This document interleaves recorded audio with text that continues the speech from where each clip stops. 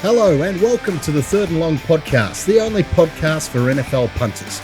I'm your host, Grant Lee. Third and Long podcast is brought to you by Little Birdie TV, topsport.com.au, Punting Form, and the home of stand-up comedy, The Comics Lounge. So it's that time once again to introduce Nick Tedeschi, my BFF, pro punter, and the master behind his tips package to the house. Welcome, Toprope. How are you, brother? Time, baby. How could you not be good?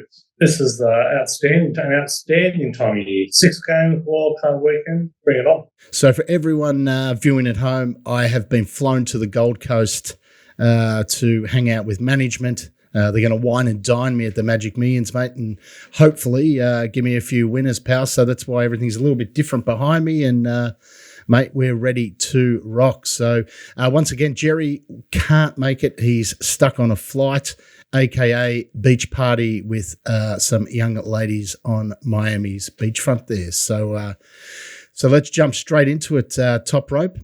Last year's expansion of the the playoffs gave us 2 extra blowout matches to watch. I feel like we're heading in the same direction this weekend. Do you think there's too many teams in the playoff format? Yeah, I do. I'm pretty happy with. I was pretty happy with the format they had there, but I don't mind them rewarding the number one seed. Certainly created a lot more interest on the number one seed and kept more teams in at the bottom end to the last week. So, yeah, we kind of sacrificed a bit on the back end with too many teams here, I think. But the upside is I think some of the races last a bit longer. So, I would have been much less happy if they'd gone to 16 teams. So, probably not a bad move now. So the Detroit Lions definitely got screwed by the referees in the game that they did not even play. There was so many questionable calls that the Lions needed the Rams to win. Mate, did the Lions get ripped off? Yeah, the Lions got ripped off big time. But the NFL clearly did all their best. And,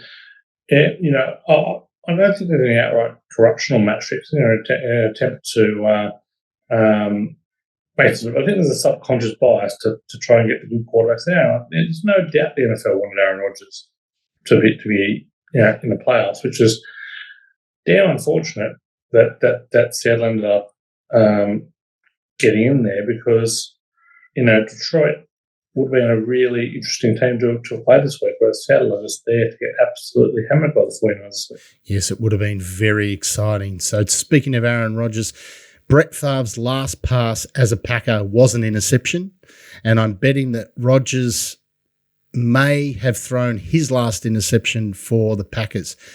Do you think he'll be a Packer next year, Toprope? Yeah, I do. Yeah, I don't think Rodgers is going anywhere. We're going to be allowed to go anywhere. I think we're going to go for the regular off-season. Rodgers bickering and back and forth over where he's at, but I think where he's going to want to get to is to just get a bit more talent around him. He's obviously in decline. The running game is fantastic. I think, we look at the line and probably, a big-bodied receiver who can, become a bit more of a volume catcher than what they've got there tonight. Yeah, it looked like they were a bit emotional walking off the field together, him and his old mate walking off down the tunnel. So, look, let's see what'll happen. He'll probably make it all about himself during the off-season like normal, but, Not Aaron Rodgers. He wouldn't do that. No. So the Steelers, mate, were dead at the halfway point of the season and they turned it on, almost made the playoffs. Should Mike Tomlin be Coach of the Year? It's a close one thing. I kind of certainly consider a case for him. There's obviously a case for Nick Sirianni, who's done a great job. I would have thought Zach Taylor certainly should be in the mix, but for mine, best coach in the NFL in 2022 is Sean McDermott. His in-game adjustments, his ability to get the most out of his team, to overcome injuries, all that stuff. So, McDermott's not going to win it. But, I think if Tomlin won it, it'll be a well-deserved recognition of a very good coach who I think is even for all he's achieved, he's still underrated. So Patrick Mahomes is improving right before our very eyes. He's not forcing the ball as much as he used to last year. He's leading his team a lot better. Mate, is this the best season you've seen Patrick Mahomes play? Most consistent season. Not sure it's the best season. Yeah, we probably lack the dynamism of the year they went on the Super Bowl run. Look, great. He's a great player, and I think when you factor in what he's had to overcome, there's no Tyreek Hill anymore. The offense has been revamped. It's certainly become, I wouldn't say a lot more run heavy, but a lot more maybe running back reliant. Like the short passing game to Jarrett McKinnon has certainly probably been a big feature that wasn't there with Clyde Edwards-Helaire. So, great season for Mahomes, but I don't know if it was his best. So maybe the issue in Denver wasn't Russell Wilson. Since departing Nathan Hackett, Wilson has played somewhat better. He looked like the old Russell Wilson to me against the Chargers on the weekend. So, mate, do you think Russ is back, or at some point we're going to see the old Russ next season? Well, I think they're obviously on a coaching hunt right now, and they're shooting for the stars. Denver, they've reached out and tried to interview John Harbaugh. They've gone for David Shaw, and they've gone for made a run at Sean Payton. So they need to find a coach who's smart enough and willing enough to adapt around Russ if we're going to see the best out of Russ. So not sure if we are there yet, but I think Russ is fairly limited at this stage of his career. But I think he can certainly play better if he's got a coach who's willing to buy more into what Russ wants to do rather than just almost going in the complete opposite direction. So Purdy continues to get the job done at a very high level with the 49ers. Mate, they look like the real deal to me. I'm very excited. If they are the real deal, that means that they will finish the season in the Super Bowl. Either way, what will the 49ers do with Trey Lance next year? Yeah, it's fascinating because, Purdy is only the second quarterback after Dan Marino to start his career with 5 straight multiple touchdown games. Yeah, it's an incredible start to his career. He's looking an absolute treat out there. Like he may well be an elite quarterback, already. I know only 5 games in, but he's looking poised. They have been outstanding since he's been there. So, Trey Lance probably has more upside than Purdy, but he certainly has a far lower floor as well. So, look, they've been through this the last couple of years. It was Jimmy G and Trey Lance, and now we're going through something similar. I think they'll get both of them at the moment, but I think there's a good chance Purdy starts. It's Purdy amazing, if you ask me. They're Toprope, I tell you. But I tell you what wasn't Purdy was the Texans. Well, all you had to do was you didn't have to tank. You didn't have to do that. Just play a few players out of position, put a few guys on IR. And no, what did they do? They went ahead, won the game, which as a player myself, you always go out to win. But looking back on it, not so great. Now the Bears have secured the first pick. Let the games begin. They don't need a quarterback. What could the Bears get in return for that number 1 pick, Toprope? Yeah, I think the Bears will look very much draft capital as possible.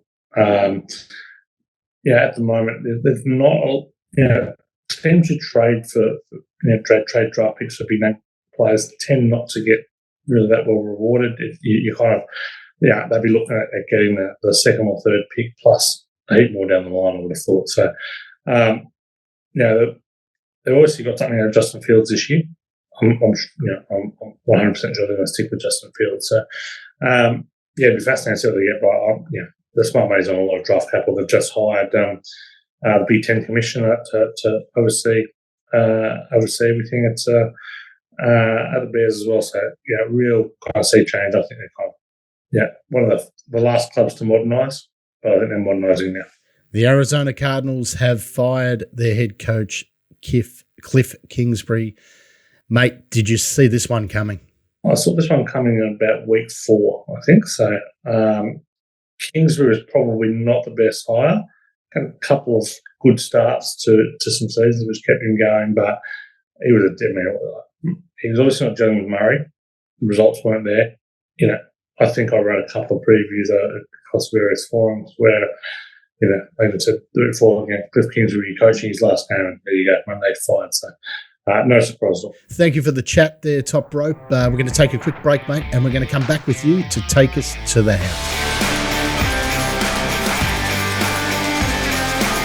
Welcome back, and now it's time to take it to the house. Brought to you by topsport.com.au, family owned and operated for 35 years.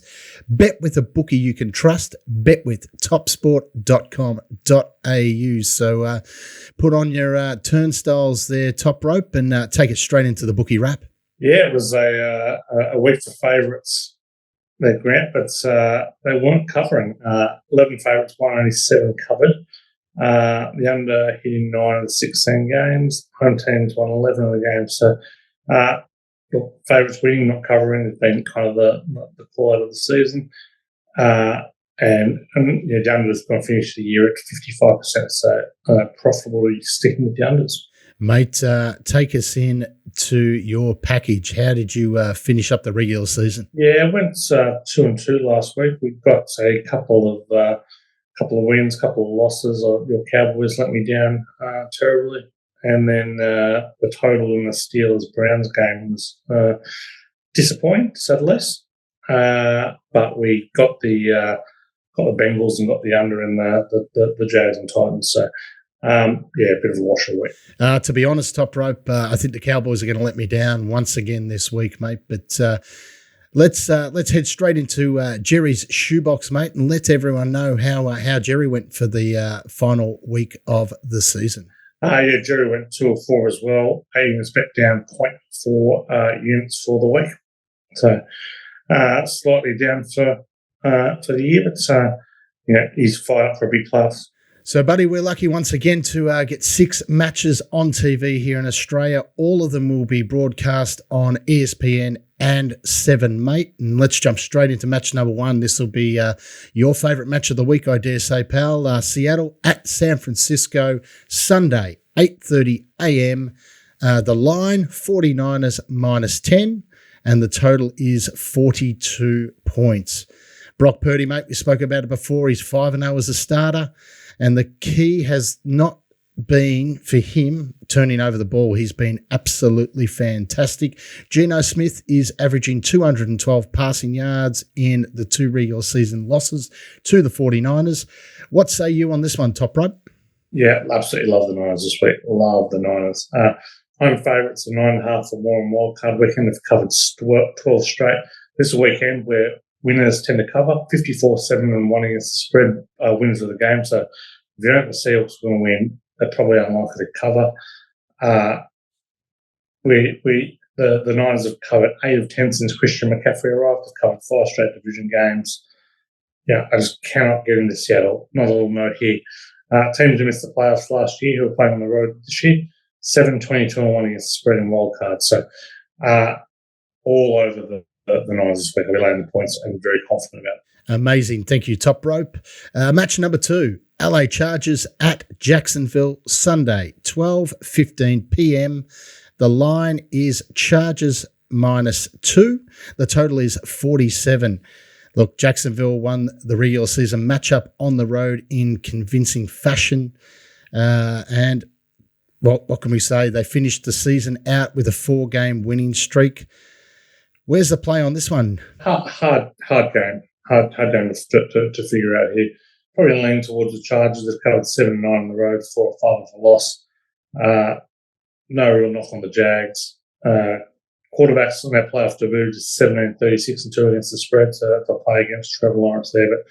But probably looking at best bet, probably the under. The under is 30-13-1 in wildcard games, 25-9-1 when the total is north of 44. And the Jags 11-3 under at home. So, lean probably mostly towards the under for playing this one. Well, we've got match number 3, and if you're going to miss one game this weekend, this is definitely the one. Miami at Buffalo, Monday, 5 a.m. The line is Bills a whopping 13.5. The total is 43. Well, what do we say? The Buffalo Bills and the Miami Dolphins squared off for the 3rd time this season. Can they break the deadlock? It's 1-1. Who have you got winning this one, Toprope? Yeah, Buffalo will be winning in Buffalo. I think should be covering it. We saw Skylar Thompson last week. Did not look ready for the NFL. Struggled home against the Jets there. Did lead to one of the great gambling moments of all time. Now, for those who took -3.5 on the Dolphins, that's safety at the end there to cover the 3.5 was something epic prayers for all those Jets fans out there. But yeah, big favourites of the way you want to play wildcard weekend. The Bills have covered. Yeah, they've covered 5 of 7 off scoring 30 plus. They've covered 8 of the last 11 head-to-head when they were home against the Dolphins. Dolphins up to playing the cold. Third-string quarterback. Big favourites. 12-0 against the spread in wildcard weekend. Chips in Buffalo.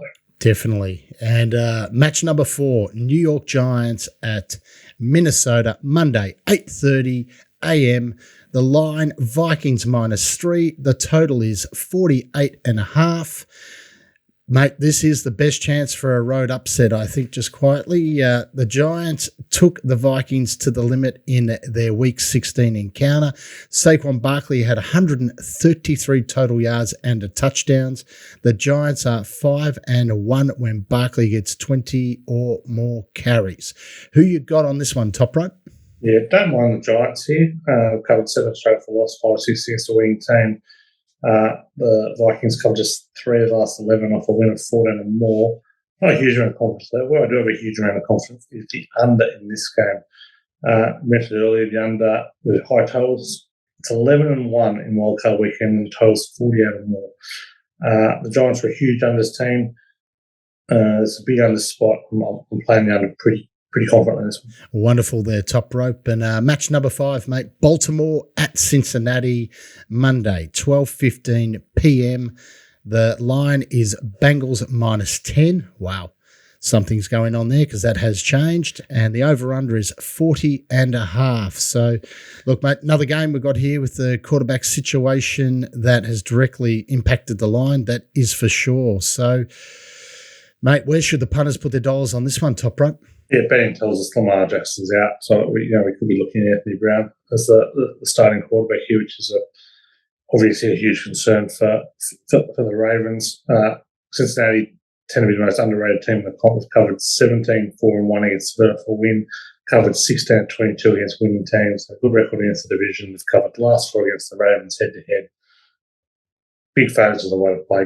Got to be with the Bengals this one, so I'll be back in the Bengals minus. So, mate, Tuesday is my house where the party will be, and hopefully the shades aren't put down and I'll be crying in the fetal position in the corner, mate. So, match number 6, Dallas at Tampa Bay, Tuesday, 12:15 p.m. The Cowboys are -2, and the total is 46. Here's a stat for you, Toprope. Tom Brady has never lost to the Dallas Cowboys. He is 7-0, and that scares the hell out of me, my friend. So what do you think about this one, Toprope? Yeah, great stat there. I think it's going to be the hardest of the week to get a grip on, so no big plays here. But Brady's covered just 2 of his last 16 night games.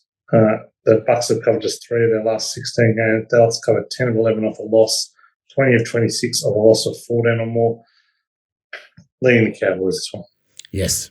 Lucky you are because, mate, I don't know what I'm going to do just quietly. But thank you for all that insight there, Toprope. And, mate, you are one of the most knowledgeable guys that I know in the game, mate. And you've helped me this year learn a lot of new things, which I want to thank you for. But for everyone out there listening, go to the littlebirdie.live, head to the Little Birdie shop. You'll find Toprope's package to the house.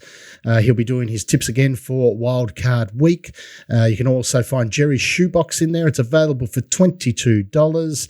If you are serious about being an NFL punter or you want to show off to your mates like I do, head straight to the littlebirdie.live and hit the shop. So, Toprope, how is the divisions looking, mate? Who's going to win the AFC and who's going to win the NFC? And what are the odds? So AFC, we've got the Chiefs with the week off, $2.50, the Bills $2.84, Bengals $5. They're the only 3 teams I think any chance of advancing. Look, for mine, the Bengals are valued. I think they're a good matchup against the Chiefs. They're going to have to roll the Bills, which will be difficult, but we will, up at Orchard Park. But we're going to see a really, really good Bengals team, really well prepared Bengals team. So if I was having a bet at those odds, I'd be taking $5 on the Cincinnati Bengals there. How's the NFC list looking there, Toprope? NFC, we've got almost can't split the Eagles. We've got the week off, and the Niners who are playing the Seahawks this week, so almost a week off. Cowboys and Bucks are only other teams in double digits there. You've got to be with the Niners, don't you? I think the Niners will absolutely smoke the Eagles if they play in the NFC Championship game. So, the Niners should be favourites for the Super Bowl for one, which is very bullish on them now. So, let's hope that we see a strong showing this week. But I think the Niners are the way to play the NFC at the moment. They're pretty good odds, mate, and I definitely agree with you. I am all over the 49ers, and I wish you the very best. So as you can tell by the smile on my face, my dear friend, we are heading into the charity picks section, and each week our panel is granted $100 by our sponsor at topsport.com.au. Mate, I know I had a win last week. I am a few games behind you guys. How'd you go, Toprope? I had a loss. I had the under in the Browns Steelers game, so late touchdown. So I don't know. I can feel the heartache. I can feel the sincerity in that heartache from you there, mate. But no, loss for me. And for all our listeners too, poor old Jerry, he had a loss also. So for everyone playing at home, Toprope is 11-7. And myself and Jerry are at 9-9. So, mate, we're going to continue to do this through the playoffs. I'm hoping that you'll drop a few more for me to make it a little bit interesting. But, mate, who have you got for wildcard week number 1? Yeah, Buffalo minus 13. Oh, hello. So, Jerry has got the under 42 for the 49ers game. And look, I'm going to go for it, guys. I'm going for the Ravens. On the screen there, it says +7, but it has gone out to +10. So I will take those extra 3 points there, Toprope, if that's all right. And hopefully next week, mate, the smile cannot be wiped off my face, that is for sure. So when you're a winner, you are definitely a happy man, mate. And speaking of winners, our third and long ankle breakers competition, we had our winner, Bidgie 43. He picked the Lions to win by 4 points. Well done, mate. That was a gutsy pick. So, look, the matchup for this week is going to be the Cowboys versus the Bucks, Tuesday, 12:15 p.m. For everyone out there, you should know by now how to enter. You pick the team that you think is going to win and by what margin. So, for example, I would like to say that the Cowboys will kick a match-winning field goal and say goodbye to Tom Brady. And so just head straight to your socials, tag as many people as you can. Make sure you tag us in the posts as well, especially on Twitter, at Little Birdie TV and Third and Long TV. And remember, guys, have an enjoyable week. Toprope, it is that time once again, mate, where we're going to sign off. And I'll see you next week. Hopefully, I'll be happy or crying, mate. It's either one way. So that's a wrap. 9th show of the season. Remember to hit the shop, littlebirdie.live. Subscribe to the tips packages from Toprope or Jerry. You will find that in the store. Follow us on YouTube. You can find us in the Apple Store, on Spotify, on SoundCloud, or wherever you crazy cats listen to your podcasts. And remember to follow us on everything, Little Birdie TV and at Third and Long TV on Insta, Twitter, and all the socials. And remember, guys, for all your NFL punting action, it can be found at topsport.com.au. Invest wisely, punters, and enjoy Wildcard Week. And go Cowboys and 49ers, and we'll see you next week. Thank you. Bye.